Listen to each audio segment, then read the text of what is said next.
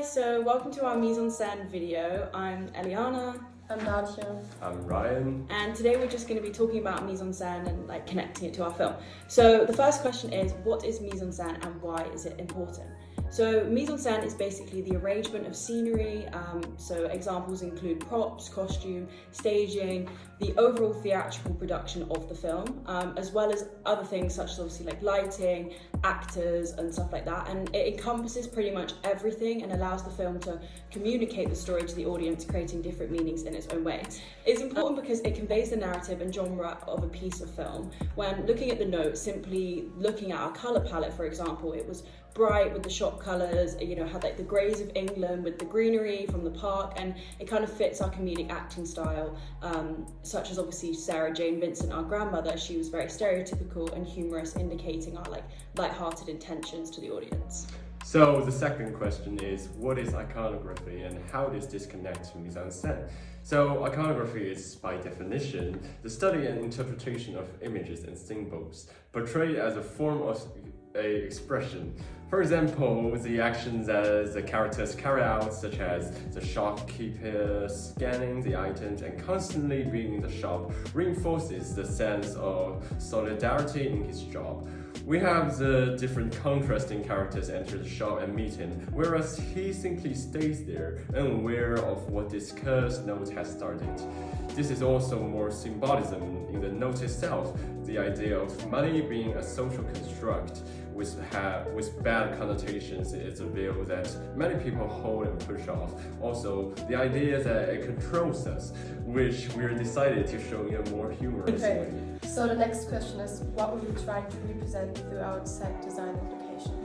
So for our setting, we chose a very local British shop called Mise-en-scene stores, particularly during the convenience, but it was also just perfect for our film and fit with our comedic horror genre perfectly.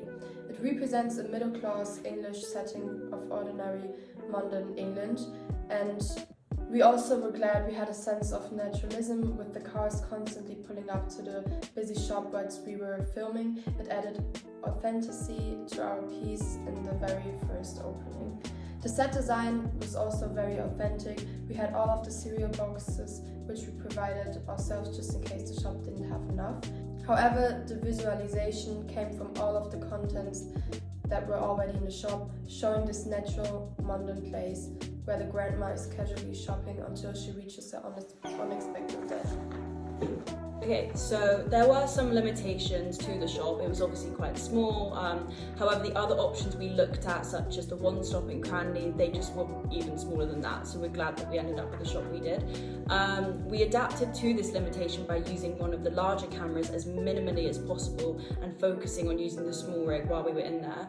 However, we did manage to organise a system where we'd have only 2 members of us, of our team, in the shop at a time, so we didn't disrupt any customers and we didn't want to stop the shop from functioning day to day.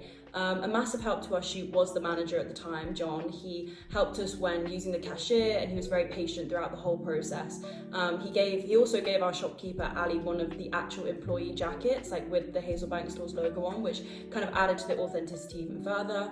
Obviously the size restrictions and kind of time crunch we were under was a really big limitation. However, preparing and being patient really kind of reduced this dilemma to a minimal, and it was a good challenge on our filming day. So the next question is, what about makeup and hair? So obviously our cast is mostly male, so this wasn't the biggest challenge. However, Sarah Jane was the biggest help. She kept prepared with the grey wig on to make her character look older and more authentic to the grandma. She also came with a minimal makeup look, emphasizing her wrinkles. We were going to add some extra wrinkles as well as generally some older features.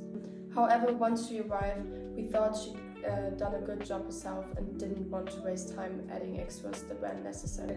We needed to ensure her character looked very stereotypical and older, as this enhances the comedy for the audience and allows them to understand who she is. For the boys, we wanted typical teen haircuts, so luckily they were slightly typecasted and had this already, which was perfect. Last but not least, what about costume and props? So costume, we decided to keep it very naturalistic and authentic to the stereotypes of the characters. We were trying to represent the stereotypical grandma with Sarah Jane's costume, having her in a long colored skirt, a few cardigans, and a headscarf.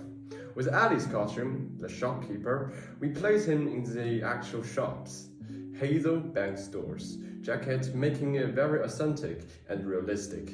He also wore a red top underneath as we did some research and found this is very stereotypical color for shopkeeper owner, adding to the setting of the piece and the middle class dynamic. Also, with props, we had our homeless man, Adam, carrying around a backpack as a simple element that showed his status as a homeless man and how he lives on the street. Thank you so much for listening, and that's it. Thank you. Bye.